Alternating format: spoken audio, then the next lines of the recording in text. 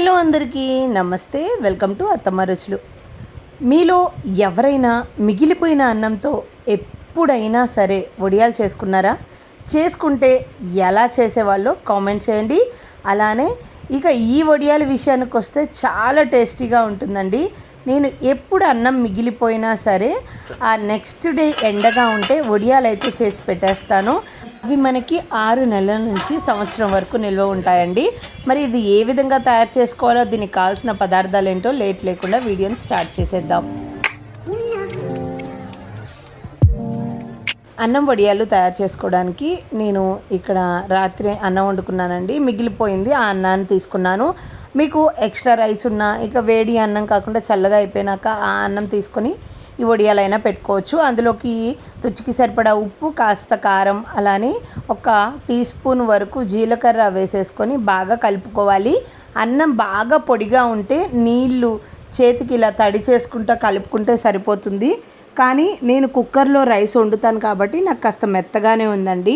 చేతిని ఇలా గట్టిగా ప్రెస్ చేస్తూ కలుపుతూ ఉంటే సరిపోతుందనమాట. అన్నం ముద్దగానే వచ్చేస్తుంది. చక్కగా అన్నం మొత్తాన్ని ఇలా కలిపేసుకోవాలి. ఇలా కలుపుకున్న తర్వాత ఇలా చిన్న చిన్న బాల్స్, మీకు ఏ సైజులో వడియాలు కావాలంటే ఆ సైజులో చేసుకోవాలి. నేనైతే ఇలా చిన్న చిన్న కట్లెట్ లాగా చేసేసుకుంటున్నాను అనమాట. మీకు రౌండ్ బాల్స్ అంటే ఎక్కువ టైం పట్టేస్తుందండి ఎండడానికి, అందుకని ఇలా కట్లెట్ లాగా కాస్త మందంగానే ఒత్తుకుంటున్నాను.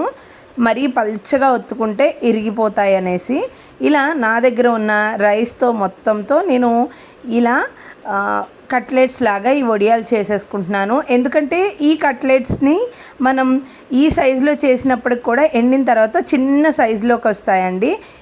ఇవి బాగా ఎండ తగిలే ప్లేస్లో పెడితే మీకు 1 రోజు నుంచి 2 రోజుల్లో ఎండిపోతాయి.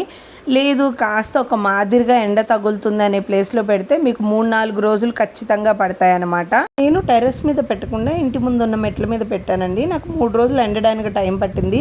చూడండి ఎండిన తర్వాత అయితే ఎలా చక్కగా సౌండ్ వస్తున్నాయో. అండ్ నేనైతే ఎండ పెట్టేటప్పుడు అటు ఇటు తిప్పుకుంటూ ఎండబెట్టుకోవాలన్నమాట. అప్పుడే పచ్చి ఏమీ లేకోకుండా చక్కగా ఇలా ఎండిపోతాయి. మీడియంగా కాగిన ఆయిల్లో ఇవి వేసేసుకొని ఇలా మీరు వేయించుకుంటే చాలా టేస్టీగా ఉంటుందండి. మీరు విడిగా స్నాక్స్ లాగా తినొచ్చు. అలానే పప్పుచారు కాంబినేషన్లో కూడా చాలా బాగుంటాయండి. ఒక్కసారి తప్పకుండా ట్రై చేయండి. ఆయిల్ అయితే ఎక్కువ అబ్జర్వ్ చేయలేదండి. చాలా చాలా టేస్టీగా ఉన్నాయి ఈ వడియాలు. మీరు ట్రై చేసి టేస్ట్ ఎలా వచ్చిందో నాకు కామెంట్ చేయండి. అని నా ఈ వీడియోని లైక్ చేసి మీ ఫ్రెండ్స్ అండ్ ఫ్యామిలీ మెంబర్స్కి షేర్ చేయడం, నా ఛానల్ని సబ్స్క్రైబ్ చేయడం మర్చిపోకండి. Thank you for watching.